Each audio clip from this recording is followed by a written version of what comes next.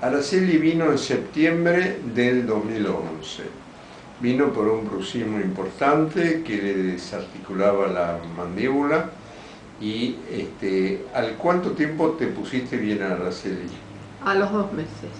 Bien, en la computadora nos mostró un cerebro alterado y ahora que estamos a 2 de marzo del 2012, yo la revisé, no tiene más signos neurológicos y la veo perfecta desde el punto de vista, no hay signos neurológicos ni nada. ¿Cómo estás vos, Araceli, ahora? Decilo. Bien, muy bien.